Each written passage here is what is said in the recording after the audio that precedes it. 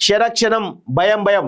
ఎందుకంటే లగచర్ల ఇష్యూ అయినప్పుడు కేటీఆర్ను కూడా అరెస్ట్ చేస్తామని చెప్పేసి ఆనాడు కేటీఆర్ ఏం చేసిందంటే నందినార్లో ఉన్నటువంటి తన ఇంటి దగ్గర దాదాపు 3-4 రోజుల పాటుగా వీరి యొక్క బీఆర్ఎస్ క్యాడర్ అయితే ఉంటుందో దాదాపు కొన్ని వందల మందిని 9 నుంచి మార్నింగ్ 5-6 వరకు కూడా అక్కడే బయట ఆ చలిలో వాళ్ళను అక్కడే వెయిట్ చేయించిండు కేటీఆర్. రమ్మని మీరు బస్తీ గాయని చెప్పేసి అన్నాడు.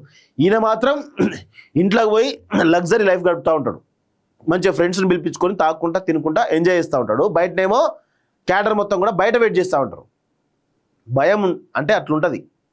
భయం లేకపోతే ఎందుకే అరెస్ట్ అవుతారు కావచ్చు, ఏమవుతుంది? ప్రజా సమస్యల విషయంలో కదా అరెస్ట్ అయ్యేది, వేరే విషయంలో కాదు కదా. ఎందుకంత ఉరుకులాడుతున్నావు కేటీఆర్? అంటే భయం బాగా వచ్చుకున్నది నీకు, అందుకే కోర్టుకు పోయి స్టే తెచ్చుకునే ప్రయత్నం చేస్తా ఉన్నావు.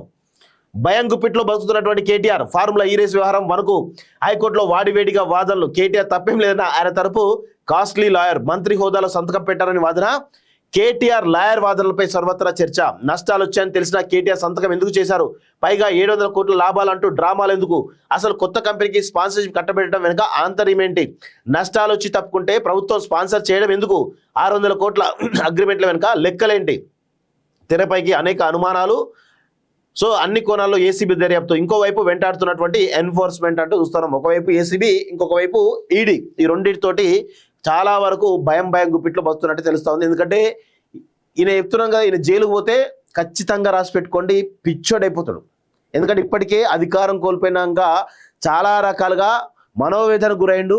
ఆయన మతి స్థిమితం కోల్పోయి ఏం మాట్లాడుతున్నాడో అర్థం కాని పరిస్థితులు కూడా ఉన్నాడు. సో ఇప్పుడు జైలుకు పోతే మాత్రం ఖచ్చితంగా 100-200% పిచ్చోడవుతాడు. ఆయన జైల్లో పెట్టరు, ఆయన తీసుకుపోయి మరి ఇంకా ఏమైనా ఇలాంటి ఖైదీలకు, పిచ్చోళ్ళైనటువంటి ఖైదీలకు ఏమైనా వేరే సపరేట్ ఏమైనా జైలు ఉంటుందా, లేకపోతే ఎర్రగడ్డ హాస్పిటల్కి పంపిస్తారా అనేది చూడాలి, తెలుస్తుంది తర్వాత. సో ఫార్ములా ఈ రేస్ వ్యవహారంపై హైకోర్టులో విచారణ జరుగుతోంది. తాజా వాదనల్లో మాజీ మంత్రి కేటీఆర్ సాంప్రదాయని, సుబ్బిని, శుద్ధ పూసని అనే రేంజ్లో కలరింగ్ ఇచ్చారు. ఆయన తరపు కాస్ట్లీ లాయర్ సిద్ధార్థ్ దవే మంత్రి హోదాలో కేటీఆర్ సంతకం పెట్టారని కేసు పెడితే దేశం ఇక ఏ మంత్రి కూడా ఫైళ్ళ మీద సంతకాలు చేయరని అన్నారు. అంటే ఇక్కడ ఫైల్ మీద సంతకం పెట్టారు అంటే అది అవినీతికి సంబంధించిన ఫైలా, లేదు ప్రాపర్గా యూజ్ అయ్యే ఫైలా అనేది చూడాలి. మంత్రి బాధ్యత అది కదా. మంత్రి ఎందుకు పెట్టారు? ఈ రాజ్యాంగం ఏమిచ్చింది, ఏం చేయమన్నది మంత్రులను, దాని ప్రకారమే కదా.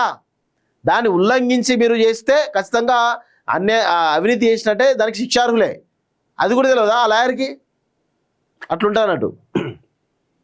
సో అంతేకాదు, కేటీఆర్ పై 409 సెక్షన్ అమలైతే దేశంలో గందరగోళం నెలకొనే ఛాన్స్ ఉందని వాదించారు. అయితే సిద్ధార్థ్ దవే వాదనలపై సర్వత్రా చర్చ జరుగుతుంది. చేయాల్సిందంతా చేసి డబ్బులు ఇచ్చాను, అరెస్ట్ చేసుకోండి అంటూ మీడియా ముందు మాట్లాడిన కేటీఆర్ ఇప్పుడు కోర్టు ద్వారా తప్పించుకుందుకు చూస్తున్నారని, సో అరెస్ట్ చేసుకోండి, నేను ధ్యానం చేస్తా, వచ్చిన తర్వాత ఫిట్ అయ్యి వచ్చిన తర్వాత పాయాత్ర చేస్తా అని బీరాలు వలికింది కదా. మరి ఎందుకు భయపడుతున్నావు కేటీఆర్? అరెస్ట్ చేస్తే చేస్తారు కావచ్చు, చేయనియండి, ఏమవుతుంది? సో తెగ మాట్లాడుకున్నారు. ఇటు ఏసీబీ కూడా దేన్ని వదలకూడదు అనే ధోరణిలో ముందుకెళ్తుంది. అన్ని కోణాల్లో ఏసీబీ కసరత్తు అంటూ చూస్తున్నాం. బీఆర్ఎస్ ప్రభుత్వంలో 2023 ఫిబ్రవరి 11 ట్యాంక్ బండ్ పరిసరాల్లో ఫార్ములా ఈ రేస్ పోటీలు జరిగాయి. ఈవెంట్ నిర్వాహక సంస్థగా ఉన్నటువంటి గ్రీన్కో వ్యవహరించింది. ఈ పోటీల కోసం ఫార్ములా ఈ ఆపరేషన్స్ FEO నెక్స్ట్ జెన్ పురపాలక శాఖ మధ్య ట్రైపార్ట్ అగ్రిమెంట్ జరిగింది. 9, 10, 11, 12 సీజన్ల కారు రేసులు జరిగే ఒప్పందం కుదిరింది.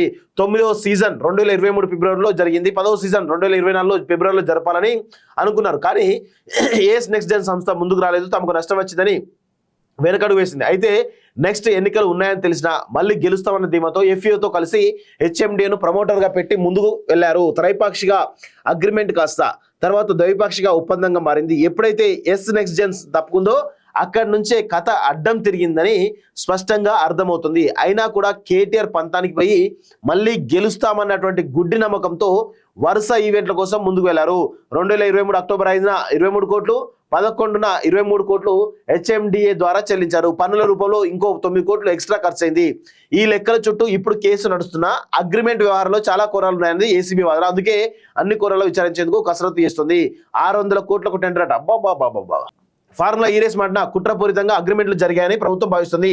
3 ఏళ్లకు 600 కోట్ల దాకా అగ్రిమెంట్లు చేసుకున్నట్లు గుర్తించింది. దీనిపై ఫైనాన్స్ డిపార్ట్మెంట్ నుంచి ఎలాంటి అనుమతులు తీసుకోలేదు. పైగా అనాధికారికంగా 46 కోట్లు, పన్ను రూపంలో 9 కోట్లు తగలేశారు. కేటీఆర్ ఆదేశాల మేరకు డబ్బు ట్రాన్స్ఫర్ అయిందని అరవింద్ కుమార్ ఐఏఎస్ ఇప్పటికే చెప్పారు. కేటీఆర్ కూడా దీన్ని ఒప్పుకున్నారు. కానీ ప్రెస్ మీట్ లో చూపిన ధైర్యం తర్వాత చూపించలేదు. కోర్టును ఆశ్రయించి అరెస్టు కాకుండా ప్రయత్నాలు మొదలుపెట్టారు. దీన్ని బట్టే ఆయన తప్పు చేశారన్నది తేలిపోయిందని కాంగ్రెస్ నేతలు బల్లగుద్ది మరీ చెబుతున్నారు. అసలు 600 కోట్ల తతంగం ఏంటి, దాని వెనుక ఉన్న ఏం జరిగింది, 2020లో పుట్టిన చిన్న కంపెనీకి ప్రాజెక్ట్ కట్టబెట్టడం వెనుక ఆంతర్యం ఏంటి, కార్ రేస్ వల్ల బ్రాండ్ ఇమేజ్ పెరిగి 100 కోట్ల లాభాలు వచ్చాయని చెప్పిన కేటీఆర్ స్పాన్సర్ సంస్థకు ఎందుకు నష్టాలు వచ్చాయో చెప్పగలరా? స్పాన్సర్ నష్టాలు వస్తే ప్రభుత్వం వచ్చినట్టు కాదా? ఇలా అనేక అనుమానాలతో అన్ని కోణాల్లో నిజానిజాలు బయట పెట్టేందుకు ఏసీబీ కసరత్తు జరుపుతోంది. ఏస్ నెక్స్ట్ జెన్ కథ ఏంటి, దీనిలో ఏస్ నెక్స్ట్ జెన్కి గ్రీన్కో అంటున్నారు కదా, దానికి రాజపాకకు ఉన్న సంబంధం ఏంది అనేది ఇక్కడ ప్రధానమైనటువంటి చర్చ జరుగుతూ ఉంది. అది కొన్ని విషయాలు బయటకు వస్తే అన్ని తెలుస్తాయి. ఫార్ములా ఈ రేస్ కోసం ట్రైపార్ట్ అగ్రిమెంట్ జరిగింది. అయితే ఏస్ నెక్స్ట్ జెన్ ను ఎంపిక చేయడం వెనుక అనేక అనుమానాలు ఉన్నాయి. ఇది గ్రీన్కో ప్రమోటర్స్ సంబంధించినటువంటి ప్రైవేట్ సంస్థ. గ్రీన్కో సంస్థకు సంబంధించినటువంటి సబ్సిడరీ కాదు, ఇదో వ్యక్తిగత కంపెనీ. స్టార్టింగ్ షేర్ క్యాపిటల్ 2 లక్షల రూపాయలే. ఇంత తక్కువ షేర్ క్యాపిటల్ ఉన్న కంపెనీ ప్రతిష్టాత్మక ఫార్ములా ఈ రేస్ ను ప్రమోట్ చేస్తానని చెప్పగానే అప్పటి కేసీఆర్ ప్రభుత్వం ఎలా నమ్మింది అనేది పెద్ద ప్రశ్న.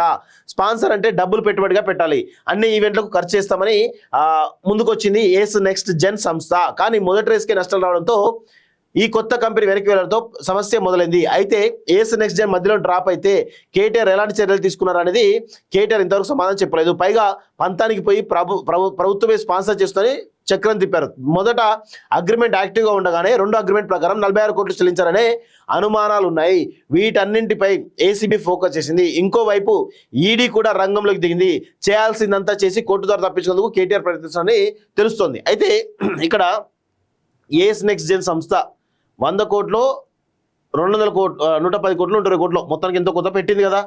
సో ఈ రేస్ కోసం ఖర్చు పెట్టింది.